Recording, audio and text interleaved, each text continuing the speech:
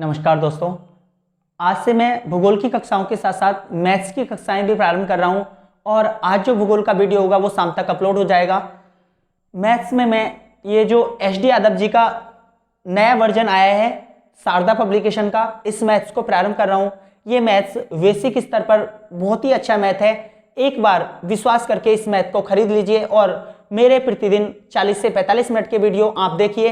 3 से 4 महीने में समस्त मैथ समाप्त हो जाएगा और जो बेसिक मैथ्स होता है वो पूरी तरह से कंप्लीट हो जाएगा। जिसे वास्तव में मैथ्स हार्ड लगता हो, ये इसको मैं बहुत ही बेसिक स्तर पर प्रारंभ करूंगा। बस एक बार विश्वास करके जुड़ जाइए और वास्तव में यदि अपने माँ बाप का नाम रोशन करना है तो कंटिन्यू मेरे वीडियो को देखिए। आप जीएस के साथ साथ मैथ्स में भी एक अच्छे अंक या अच्छा स्कोर प्राप्त कर सकते हैं। आपको भी पता होगा कि जिसका मैथ्स कमजोर होता है तो उसे नौकरियों के लिए बहुत ज़्यादा दिक्कत का सामना करना पड़ता है। इसलिए मैथ्स को भी एक अच्छे स्तर पर लेकर जाइए और इस मैथ्स को खरीद करके मेरे साथ जुड़े रहिए। मात्र 3 से 4 महीने में आप अच्छे से इसको कवर कर लोगे। आज मैथ्स में मैं जो स्टार्ट करूंगा वो पहला चैप्टर होगा क्षेत्रफल। वैसे तो बारी बारी से सारे चैप्टर को प्रारंभ करूंगा, लेकिन जो क्षेत्रफल है पहले मैं क्षेत्रफल को प्रारंभ कर रहा हूं, क्योंकि क्षेत्रफल आने वाली जो परीक्षा है जैसे आरआरबी, ग्रुप डी और UP SI, SSC GD, UP PCS, इनमें क्षेत्रफल के जो प्रश्न हैं बहुत अधिक मात्रा में पूछे जाते हैं। इसलिए सबसे पहले क्षेत्रफल। वैसे मैं बारी बारी से सारे चैप्टर को समाप्त कराऊंगा, बस विश्वास करके आप मेरे साथ जुड़े रहिए। आइए स्टार्ट करते हैं क्षेत्रफल।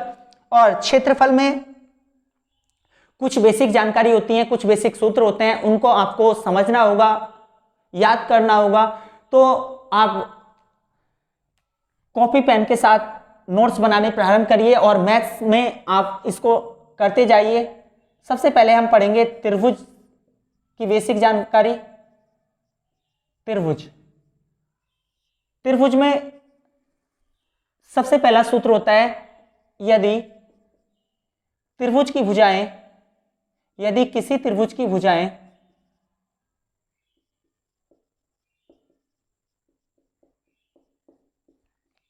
ए, बी, सी हो तो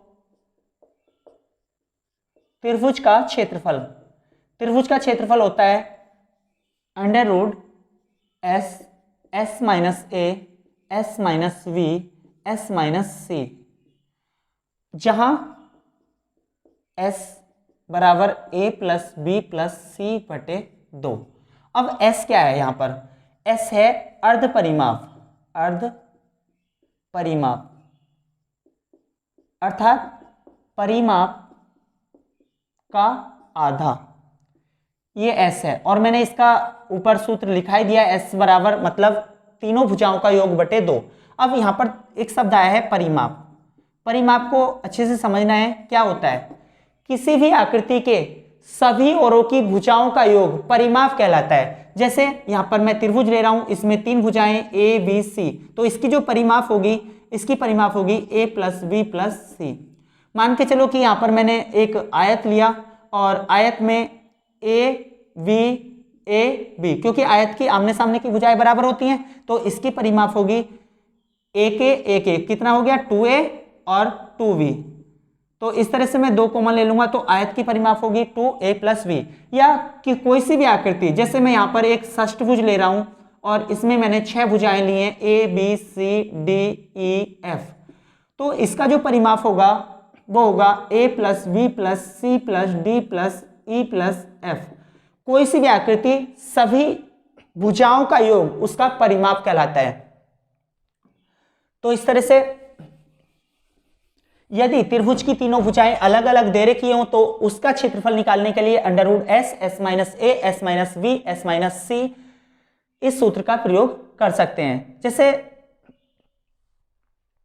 यहां पर एक उदाहरण भी समझ सकते हो। क्वेश्चन है, यदि किसी त्रिभुज की भुजाएं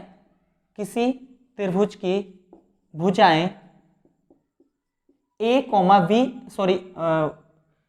13, 14, 15 सेंटीमीटर हैं तो त्रिभुज का क्षेत्रफल क्या होगा? त्रिभुज का क्षेत्रफल क्या होगा।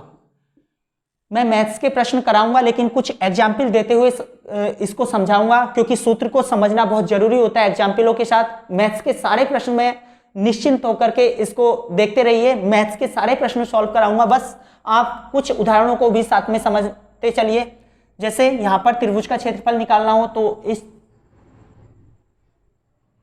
इसका सूत्र होता है एस। अब यहां पर एस से अर्ध परिमाप मतलब तीनों भुजाओं का योग बटे 2। अब यहां पर 13, 14, 15 तीनों को जोड़ोगे तो ये आएगा 42, और 42 का आधा 21, तो यहां पर s का मान आ गया 21। फिर है s माइनस ए, मतलब s का मान है 21, 21 में से 13 गया, ये आएगा 8। उसके बाद तीसरा है s माइनस बी, मतलब 14 घटाओगे, 21 में से 14 गया 7, और 21 में से इसी तरह से 15 गया, यहां पर बचेगा 6। तो यहां पर 21 को तोड़ लोगे 7 गुणे 3, 8 को 4 गुणे 2, 7 ऐसे ही रहेगा, और 6 को 2 गुणे 3।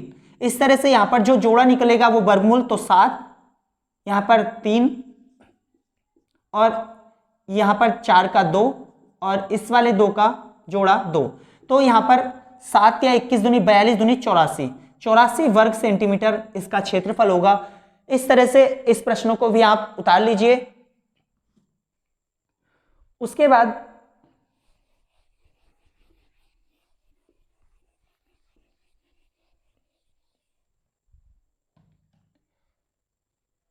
त्रिभुज का एक सूत्र होता है त्रिभुज का क्षेत्रफल। ये त्रिभुज का क्षेत्रफल 1/2 आधार गुणा लंब। ये तब लगता है जब त्रिभुज का आधार दिया गया हो और लंब या ऊंचाई दी गई हो। जब त्रिभुज में लंब और आधार दोनों दिया गया हो तो त्रिभुज का क्षेत्रफल लगाते हैं 1/2 आधार गुणा लंब। तो ये भी एक सूत्र के रूप में आपको याद रखना है।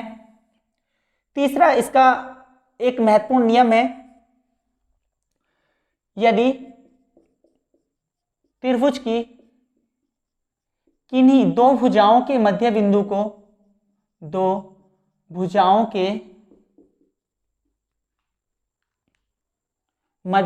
को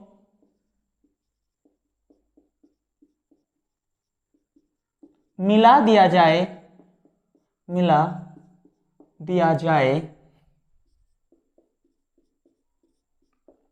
तो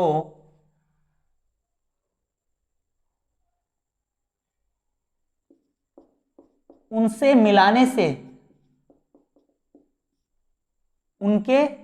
मिलाने से वनी रेखा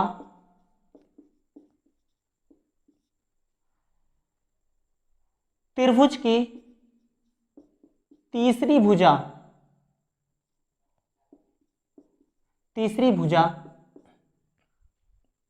का आधा होती है। ये काफी महत्वपूर्ण प्रॉपर्टी है जिसमें कि यहां से प्रश्न पूछे जाते हैं, और जब इसको नहीं समझ पाते तो प्रश्न भी नहीं हो पाता। ये समझ लीजिए किस तरह से, जैसे ये त्रिभुज है ABC, कोई त्रिभुज है ABC, और यहां पर मैं AB भुजा का मध्य बिंदु लूं और AC भुजा का मध्य बिंदु लूं, और यहां पर एक इसका मध्य बिंदु AB का D मान लो और इसका E मान लो। इन दोनों को यदि मिलाऊं तो यहां पर जो DE होगा वो BC का आधा होगा। तो एक काफी महत्वपूर्ण प्रॉपर्टी है ये। इसमें है यदि त्रिभुज की किन्हीं दो भुजाओं के मध्य बिंदु को मिला दिया जाए, यहां पर कोई त्रिभुज है और उसकी दो भुजाओं के मध्य बिंदु को मिला दिया जाए तो उसको मिलाने वाली रेखा त्रिभुज की तीसरी भुजा की आधी होती है, या इसको याद रखिए त्रिभुज की तीसरी भुजा की आधी होती है। जैसे मैंने बताया कि यहां पर AB का मध्य बिंदु D, AC का मध्य बिंदु E और DE को मिलाया गया तो जो DE की लंबाई होगी वो BC का आधा होगी। एक और नियम होता है इसका, यदि त्रिभुज की तीनों भुजाओं के मध्य बिंदु को, तीनों भुजाओं के मध्य बिंदु को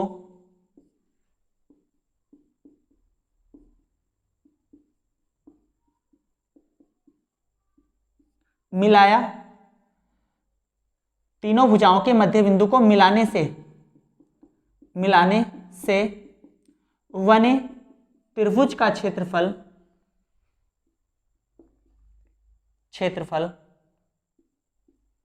बड़े त्रिभुज के क्षेत्रफल के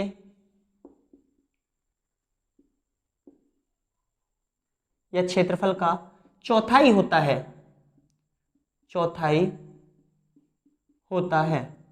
इसको याद रखिए, यदि यहां पर त्रिभुज की तीनों भुजाओं के मध्य बिंदु को मिलाने से बने त्रिभुज का क्षेत्रफल बड़े त्रिभुज के क्षेत्रफल का चौथाई होता है। जैसे यहां पर समझ लीजिए आप, यहां पर ए वी सी ये त्रिभुज है और इन तीनों भुजाओं के मध्य बिंदु, जैसे ए बी का मध्य बिंदु डी, ए सी का मध्य बिंदु ई और वी सी का मध्य बिंदु एफ। तो यहां पर जो त्रिभुज बनेगा, अब इनको मिलाएंगे तो यहां पर देखोगे कि त्रिभुज डी ई एफ का क्षेत्रफल, डी ई एफ का क्षेत्रफल जो होगा त्रिभुज ए बी सी के क्षेत्रफल का चौथाई होगा। तो याद रखिए, इसको बहुत ही महत्वपूर्ण प्रॉपर्टी है, यहां से कई बार प्रश्न निकले हैं। यदि त्रिभुज की तीनों भुजाओं के मध्य बिंदु को मिला दें, किसी त्रिभुज की तीनों भुजाओं के मध्य बिंदु को यदि मिला दें, तो यहां पर 3 बिंदु लिए और इन मध्य बिंदु को मिलाने से बने त्रिभुज का जो क्षेत्रफल होगा, जैसे कि यहां पर त्रिभुज बना है डी ई एफ, इसका जो क्षेत्रफल होगा वो बड़े त्रिभुज के क्षेत्रफल का चौथाई होता है। तो त्रिभुज एबीसी का क्या होगा? चौथाई होगा। अगला पॉइंट है नंबर 5, समबाहु त्रिभुज। समबाहु त्रिभुज का क्षेत्रफल, समबाहु त्रिभुज का क्षेत्रफल होता है √3/4 गुणा भुजा की घात 2। यहाँ पर समबाहु त्रिभुज, जैसे कि पता है कि समबाहु होता क्या है, जिसकी तीनों भुजाएं बराबर होंगी, सम मतलब समान, बाहु मतलब भुजा।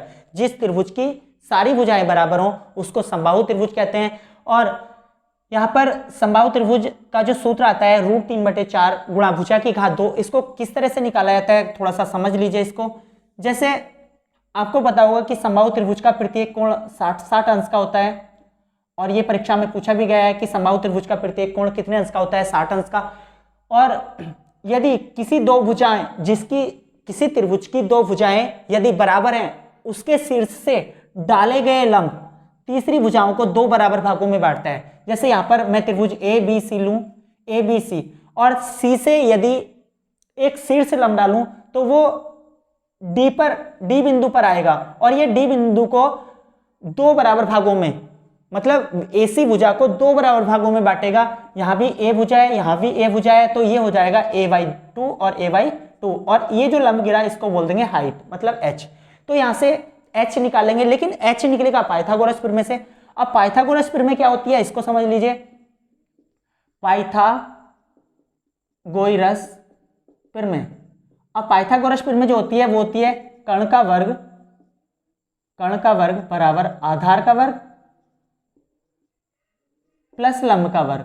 अब यहां पर इसको समझना है कि ये है क्या। वैसे एक प्रतियोगिता परीक्षा में पूछा भी गया है कि पाइथागोरस कहाँ के निवासी थे, तो याद रखना पाइथागोरस यूनान के निवासी थे, यूनान के निवासी। अब इन्होंने प्रमेय दी, इनकी प्रमेय का नाम था कर्ण का वर्ग बराबर आधार का वर्ग प्लस लंब का वर्ग। अब ये कर्ण आधार लंब होता क्या है इसको समझ लीजिए। जैसे एक समकोण त्रिभुज है, अब समकोण त्रिभुज वो होता है जिसमें एक कोण 90 अंश हो, और उसके सामने वाला हमेशा कर्ण कहलाता है, उसके सामने वाला हमेशा कर्ण कहलाएगा। और इसी में एक कोण मान लेंगे हम किसी को भी, और जो एक कोण होगा कोण के सामने वाला लंब होगा, और जो कोण का बेस बनेगा उसी को आधार बोलेंगे, आधार। इस तरह से लंब और आधार जो निश्चित किए जाते हैं वो थीटा पर निर्भर करते हैं। जैसे एक उदाहरण और ले लीजिए, जैसे कि ये, अब यहां पर ये तो 90 है, 90 के सामने वाला हमेशा कर्ण होगा, और मान लो ये थीटा है, थीटा के सामने हमेशा लंब होगा,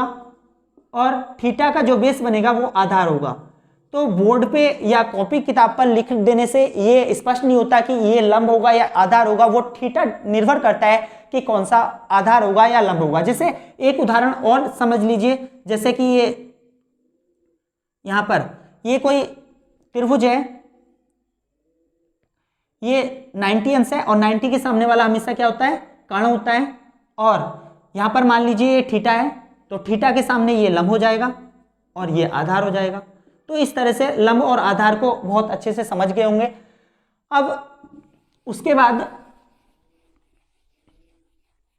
हम समबाहु त्रिभुज का जो हाइट है उसे निकाल रहे थे। तो समबाहु त्रिभुज में, जिससे त्रिभुज ADC में, अगर त्रिभुज ADC में ये बेस है, बेस क्योंकि बहुत जरूरी है, मैं सूत्र को लिखा करके भी काम चला सकता था, लेकिन कोई फायदा नहीं है, क्योंकि अगर बेस ही नहीं सीख पाओगे तो मैथ्स सीखने का कोई मतलब ही नहीं बनता। इसलिए धैर्य पूर्वक होकर के इन चीजों को आप नोट करते चलिए और समझते चलिए। जैसे यहां पर ये त्रिभुज ACD है, इसकी बात करेंगे तो इस त्रिभुज में ये 90 अंश है और 90 के सामने वाला होता है कर्ण।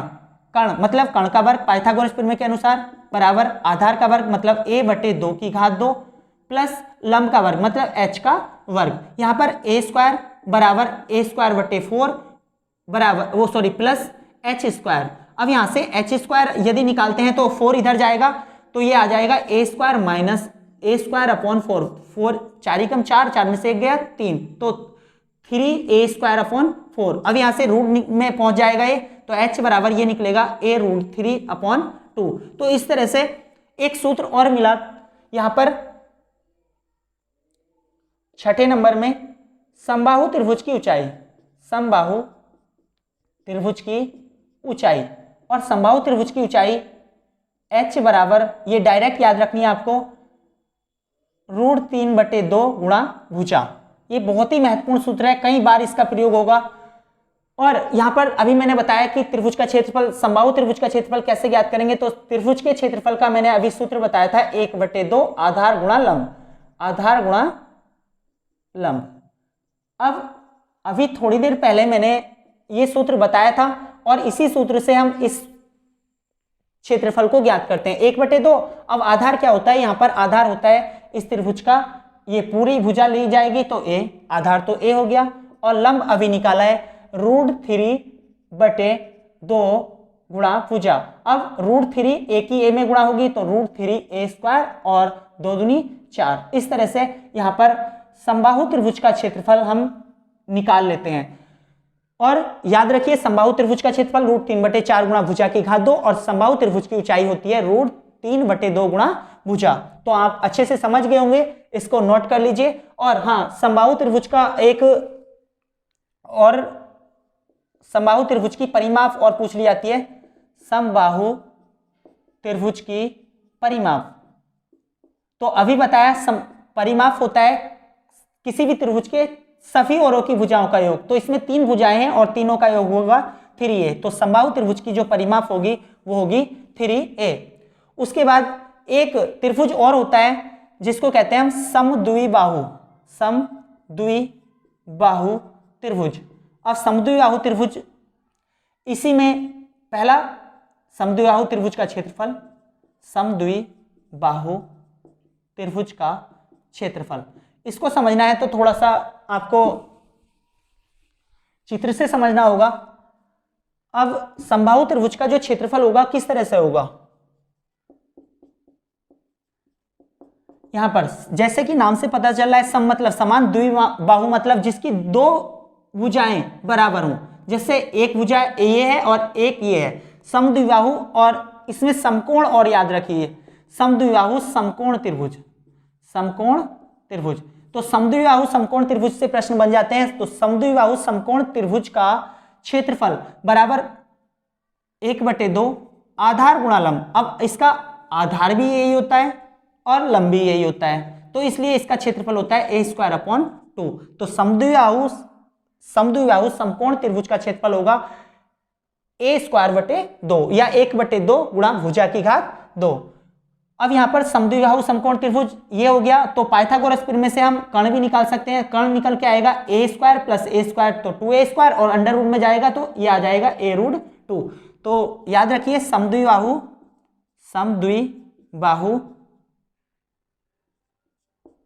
समकोण त्रिभुज का कर्ण, त्रिभुज का कर्ण ये होता है a√2, मतलब भुजा गुणा √2। तो ये कुछ बेसिक सूत्र थे।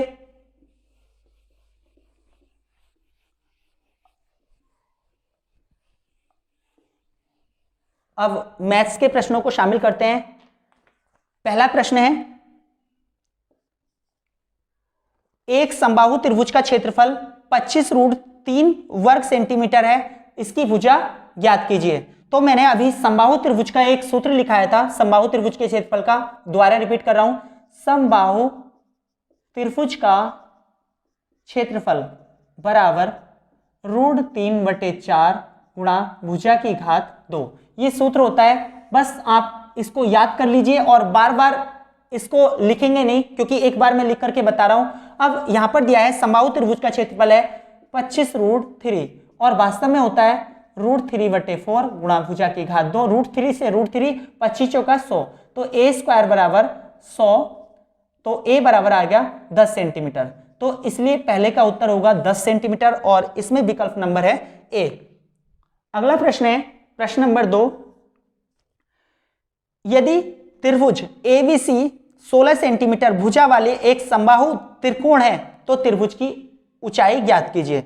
अब यहां पर त्रिभुज ABC है कोई ABC, जो कि एक समद्विबाहु जिसकी भुजा 16 सेंटीमीटर है, प्रत्येक भुजा 16 सेंटीमीटर है। और अभी मैंने थोड़ी देर पहले बताया समबाहु त्रिभुज की ऊंचाई का सूत्र होता है समबाहु त्रिभुज की ऊंचाई, इसकी ऊंचाई का सूत्र होता है √3/2 गुणा भुजा। तो बस यहीं पे ये लगाना है, √3/2 गुणा भुजा है 16 सेंटीमीटर, 2 से कट जाएगा तो 2 × 8 = 16, 8 √3 सेंटीमीटर। इस तरह से दूसरा प्रश्न भी आसान था। उसके बाद इसमें तीसरा प्रश्न है, यदि समबाहु त्रिभुज की ऊंचाई 2√3 सेंटीमीटर हो तो समबाहु त्रिभुज का क्षेत्रफल क्या होगा। समबाहु त्रिभुज की ऊंचाई दी गई है h बराबर 2√3, तो क्षेत्रफल ज्ञात करना है। और वास्तव में समबाहु त्रिभुज की जो ऊंचाई मैंने अभी बताई है वो क्या होती है, ये ऊंचाई होती है √3/2 गुणा भुजा बराबर दे रखा है 2√3, √3 से √3 कट जाएगा तो यहां पर भुजा आ जाएगी 2 दूनी 4 सेंटीमीटर। अब यहां पर ज्ञात करवा रहा है तीसरे सवाल में समबाहु त्रिभुज का क्षेत्रफल। तो क्षेत्रफल होता है समबाहु त्रिभुज का क्षेत्रफल, अभी बताया ये है √3/4 गुणा भुजा की घात 2, √3/4 गुणा भुजा, भुजा आई 4 सेंटीमीटर तो 2 बार लिखेंगे, 4 से 4 कट जाएगा, ये आ जाएगा 4√3। तो इस तरह से 4√3 वर्ग सेंटीमीटर इसका उत्तर हो जाएगा। आप वीडियो रोक रोक करके इसको उतारते जाइए। अगला प्रश्न है क्वेश्चन नंबर 4। क्वेश्चन नंबर 4 में कहा है एक समबाहु त्रिभुज का क्षेत्रफल 9√3 वर्ग सेंटीमीटर है तो त्रिभुज की परिधि ज्ञात कीजिए। अब यहां पर फोर्थ क्वेश्चन में समबाहु त्रिभुज का क्षेत्रफल, अभी बताया समबाहु त्रिभुज का क्षेत्रफल होता है √3/4 गुणा भुजा की घात 2 बराबर दे रखा है 9√3 और ये कट जाएगा यहां पर 9 चौक 36, तो a² बराबर 36, तो a बराबर आ गया 6। अब परिधि ज्ञात करवा रहा है। अभी बताया था मैंने कोई समबाहु त्रिभुज जिसकी तीनों भुजाएं क्या होंगी, बराबर होंगी। और परिधि जो होती है किसी भी परिधि या परिमाप, परिधि को ही परिमाप कहते हैं, और किसी त्रिभुज की जो परिधि होगी वो उसके सभी ओर की भुजाओं का योग। तो समबाहु त्रिभुज की जो परिमाप होगी, परिमाप वो होगी 3a अर्थात 3 × 6 बराबर 18 सेंटीमीटर। इसमें ऑप्शन आ जाएगा ए। अगला प्रश्न है क्वेश्चन नंबर इसका 5 होगा। 5 में कहा है निम्न में से कौन सा विकल्प त्रिभुज के लिए सही है जिसकी भुजाएं a b c मान ली मैंने 3 और 4 और 6 के अनुपात में है, 3 4 6।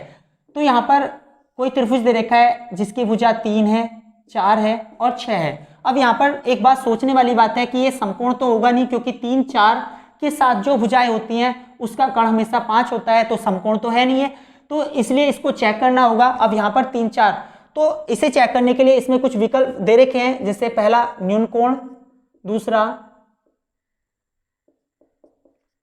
अधिक कोण, अधिक कोण। सी विकल्प है समकोण और डी विकल्प है या तो न्यून कोण या समकोण। अब इस कंडीशन को आपको समझना है तो बस आपको एक बात ध्यान रखनी होती है, जो दो छोटी भुजाएं होती हैं उनका वर्ग करके जोड़ दीजिए। तो 3 का वर्ग और 4 का वर्ग, इनको जोड़ दीजिए और जो बड़ी भुजा होती है उसके वर्ग से इसकी तुलना कीजिए। जैसे यहां पर 3 तिया 9, 4 चौक 16, 16 9 आ गया 25 और 6 छंग आ गया 36। तो यहां पर अभी जो बड़ी भुजा थी उसी का जो मान आया वो अधिक आया, और ऐसी कंडीशन में यदि मान आता है तो त्रिभुज समकोण होगा, सॉरी अधिक कोण होगा, अधिक कोण होगा। ये वैसे एक अलग चैप्टर है, इसको मैं विस्तार से समझाऊंगा, लेकिन यहां पर थोड़ा सा और अच्छे से समझ लीजिए। यदि दो भुजाओं के वर्गों का योग, मान के चलो कि जो छोटी भुजाएं हैं उनके वर्गों का योग एक तीसरी भुजाओं से छोटा आ जाता है, छोटी भुजाओं का योग छोटा आ जाता है तो वो अधिक कोण होता है। ये समझिए कि दो भुजाओं के वर्गों के योग से जो बड़ी भुजा होती है उसका मान बड़ा आ जाता है तो वो अधिक कोण होगा। और यदि जैसे मान के चलो कि ये 25 आ गया होता और ये 24 होता तो ये छोटा हो जाता, तो इस कंडीशन में ये जो कोण होता ये न्यून कोण होता, न्यून कोण। और यदि ये 25 बराबर 25 आ गया होता तो ये समकोण होता, समकोण। तो अधिक कोण, न्यून कोण, समकोण की कोई ज्यादा खास प्रॉपर्टी नहीं है, बस ये याद रखना है कि जो 3 भुजाएं दे रखी है उसमें दो छोटी भुजाओं के वर्गों का योग देखना है, बड़ी भुजाओं से बड़ी भुजा के वर्ग से उसकी तुलना करनी है। जैसे कि यहां पर 25 आया और यहां पर 36, यदि जो बड़ी भुजा का मान बड़ा आ गया तो वहां पर अधिक कोण होगा, बड़ी भुजा का मान जो वर्ग है वो यदि छोटा आ गया तो न्यून कोण है और बराबर आ गया तो समकोण है। तो इसको याद रखना है। अगला प्रश्न है क्वेश्चन नंबर 6। इसमें कह रहा है कि त्रिभुज एबीसी एक समबाहु त्रिभुज है, डी ई क्रम से ए बी और वीसी के मध्य बिंदु हैं। तो यहां पर कोई त्रिभुज लेना है, इसको खींच लीजिए ए बी सी। एक समबाहु त्रिभुज है मतलब इसकी तीनों भुजाएं क्या होंगी, बराबर होंगी। और फिर कह रहा है कि डी कॉमा ई क्रम से ए बी और वीसी के मध्य बिंदु हैं, क्रम से ए बी और वीसी के मध्य बिंदु हैं। तो ए बी का मध्य बिंदु डी है और वीसी का मध्य बिंदु ई है, मध्य बिंदु ई है। तो त्रिभुज एबीसी का क्षेत्रफल यहां पर निकालना है, त्रिभुज एबीसी का क्षेत्रफल वह समलंब ए डी ई सी का क्षेत्रफल। अब यहां पर ध्यान देना है ये, अब मैंने एक प्रॉपर्टी बताई थी, यदि त्रिभुज की तीनों भुजाओं के मध्य बिंदु को मिला दिया जाए तो उसके बीच में जो त्रिभुज का क्षेत्रफल होगा वो संपूर्ण त्रिभुज का चौथाई होगा। यदि मैं इसको पूरे को 4 हिस्सा मानूं, यदि पूरे को 4 हिस्सा मानूं तो ये एक हिस्सा होगा क्योंकि चौथाई होता है, यही बात मैंने बताई थी। अब एक हिस्सा ये होगा तो एक हिस्सा ये होगा, एक हिस्सा ये होगा और एक हिस्सा ये होगा। इस तरह से 4 हिस्सा यदि मैं पूरे त्रिभुज को मान लूं तो त्रिभुज की तीनों भुजाओं के मध्य बिंदु को मिलाने पर बने त्रिभुज जो होगा वो उसका जो क्षेत्रफल होगा बड़े त्रिभुज के क्षेत्रफल का चौथाई होगा, तो ये चौथाई होगा। और इसी तरह से ये 4 बराबर त्रिभुजों में बढ़ जाता है, तो 1 2 3 4 और ये एक है तो एक ये होगा, एक ये होगा और एक ये होगा। अभी कह रहा है मतलब त्रिभुज एबीसी का क्षेत्रफल वटे, ये छठा प्रश्न है, और समलंब ए डी ई सी मतलब ए डी ई सी का क्षेत्रफल का अनुपात क्या होगा। अब पूरा त्रिभुज है तो पूरा त्रिभुज को तो माना 4 और 4 ये कितना हो गया 1 2 3 तो 4/3 हो गया, 4:3 इसका उत्तर होगा। इसके बाद एक महत्वपूर्ण प्रश्न को और ले लीजिए जो कि काफी महत्वपूर्ण प्रश्न होगा। क्वेश्चन है ये 12 सेंटीमीटर 18 सेंटीमीटर तथा 26 सेंटीमीटर भुजा वाले त्रिभुज की तीनों भुजाओं को मिलाने पर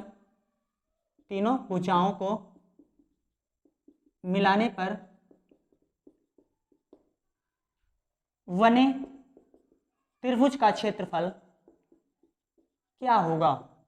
अब यहाँ पर ध्यान देना है कि एक त्रिभुज लिया गया है और इस त्रिभुज के मध्य बिंदु को मिलाना है।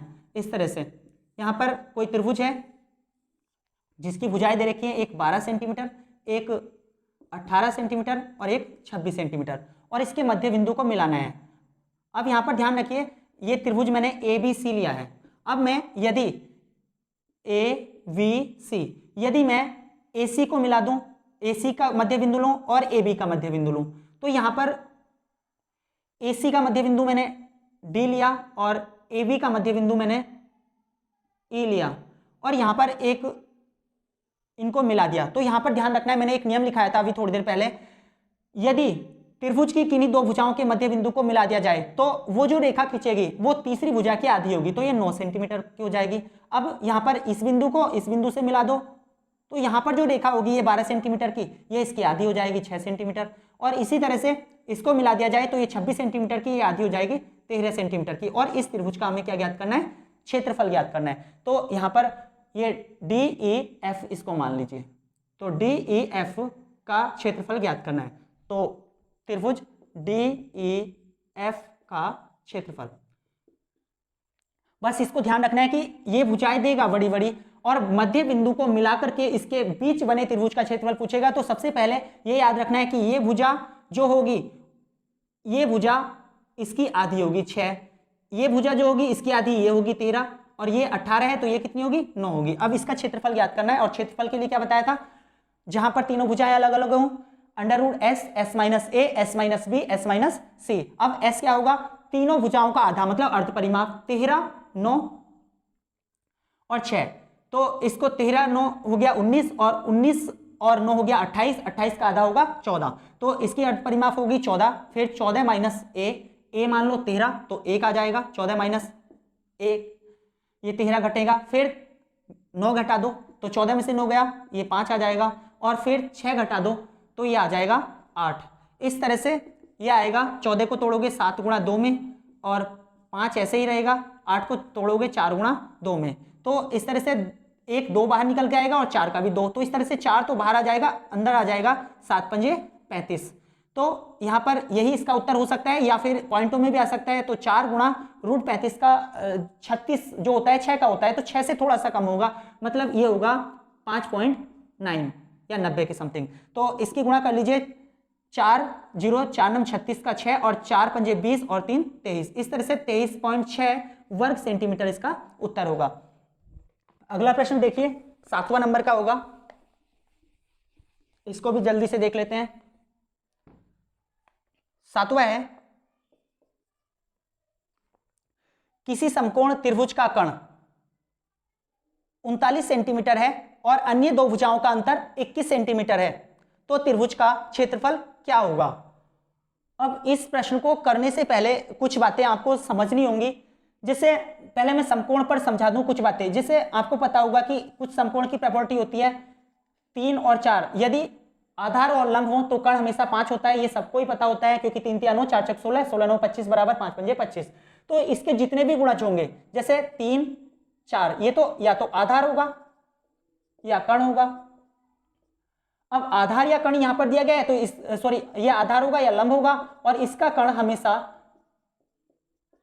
5 बनेगा। 3 और 4, यदि इसमें से एक आधार और एक लंब है तो इसका कर्ण हमेशा 5 होगा, और इसके सारे गुणज, जैसे पहला गुणज, दूसरा गुणज 2 तिया 6, 2 चौक 8, 2 पंजे 10, ये भी समकोण होगा। तीसरा गुणज भी समकोण होगा, 3 तिया 9, 3 चौक 12, 3 पंजे 15। इसी तरह से चौथा गुणज भी आप देख सकते हो, 4 तिया 12, 4 चौक 16 और 4 पंजे 20। इसको बहुत ही आसानी से यहाँ पर इन गुणजों को पहचान सकते हो। किस तरह से पहचानोगे? जैसे मैं इसका 12वां गुणज ले लेता हूं यहां पर, और 12वां गुणज देकर के यहां पर 12 तिया 36, 12 चौक 48 और 12 पंजे 60। अब इसको इसकी यूज कैसे करोगे? जैसे मान के चलो कि एक कर्ण दिया हो, जैसे कि उसने दिया है कि 60 सेंटीमीटर का कर्ण है और 36 सेंटीमीटर की एक भुजा और है, तो इसका लंब क्या होगा? ऐसे प्रश्न में यदि आपको पूछा जाए, क्योंकि इसमें कई बार इसका यूज एक जो दिशा परीक्षण चैप्टर होता है रीजनिंग में, उसमें भी होता है, तो इसको करने के लिए क्या करोगे? समझना पड़ेगा इसको।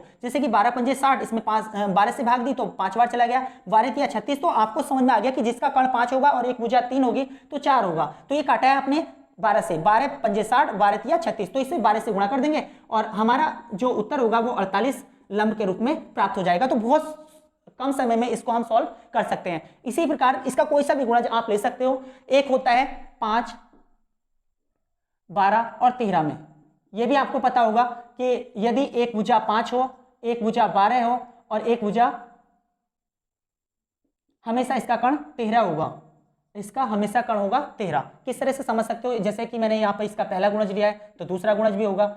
जैसे 2 पंजे 10, 12 दूनी 24 और 13 दूनी 26। तीसरा गुणज ले सकते हो इसका 3 पंजे 15, 12 तिया 36 और इसका कर्ण होगा 13 तिया 39। इसी तरह से इसका चौथा गुणज भी ले सकते हो 15 चौका 60, सॉरी ये 5 चौक 20, 12 चौक 48 और 13 चौका 52। इसके बहुत सारे गुणज आप ले सकते हो, कितने भी गुणज सब संपूर्ण होंगे। इसी तरह से एक होता है 8, 15 और 13 में, सॉरी 8, 15 और 17 में, क्योंकि 15 का 225 और 8 अठे 64, तो ये होगा 289 जो कि 17 का होता है। तो इसमें भी गुणज देख सकते हो। इसका पहला गुणज, दूसरा गुणज 2 अठे 16, 15 दूनी 30, 17 दूनी 34। इसी तरह से इसका तीसरा गुणज 8 तिया 24, 15 तिया 45, 17 तिया 51। इस तरह से इसके काफी सारे गुणज आप ले सकते हो। इसको नोट कर लीजिए, काफी जगह इसका यूज होगा, आगे इस पूरे चैप्टर में इसका कई बार यूज होगा। विश्वास कीजिए, इसको आप अप्लाई करना सीख लीजिए एक बार। बस इसको, जैसे कि प्रश्न है अगला, उसी पर इसको अप्लाई करके मैं आपको दिखाऊंगा।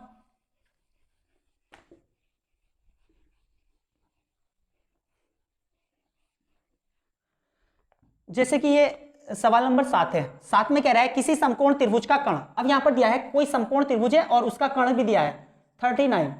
किसी समकोण त्रिभुज का कर्ण 39 है और अन्य दो भुजाओं का अंतर, मतलब एक भुजा ए और एक भुजा ए, इनका अंतर 21 है। मतलब कर्ण तो 39 दिया है और दो भुजाओं का अंतर a माइनस बी बराबर दिया है 21। तो त्रिभुज का क्षेत्रफल क्या होगा? त्रिभुज का क्षेत्रफल, अब त्रिभुज का क्षेत्रफल तब मिलेगा जब 1/2 गुणा आधार गुणा लंब, मतलब a गुणा b दोनों मिल जाएं। अब इसको निकालने का सबसे अच्छा तरीका, अभी मैंने थोड़ी देर पहले बताया था कि कर्ण की कुछ नियम लिखाए थे, तो उसमें एक आया था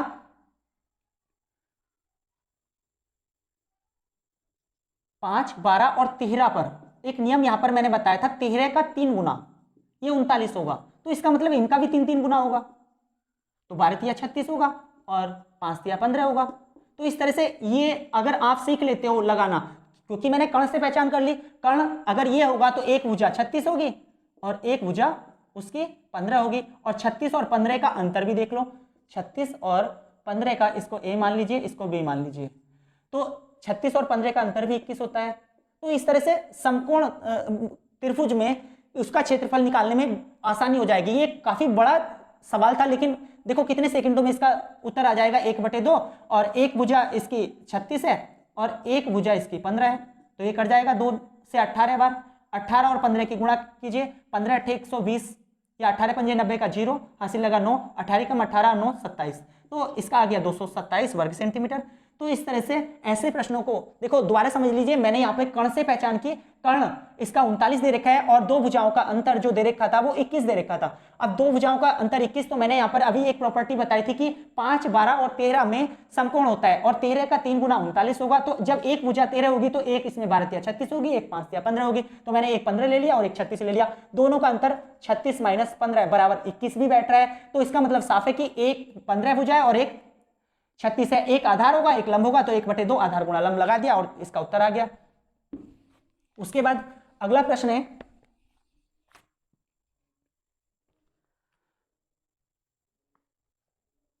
ये वीडियो काफी ज्यादा लंबा हो जाएगा, इसको मैं यहीं पे समाप्त करता हूं, क्योंकि ज्यादा बड़े जो वीडियो होते हैं वो भी आपको बोरिंग करेंगे। मैं छोटे छोटे वीडियो लगभग 40 से 45 मिनट के वीडियो आपके अपलोड करूंगा।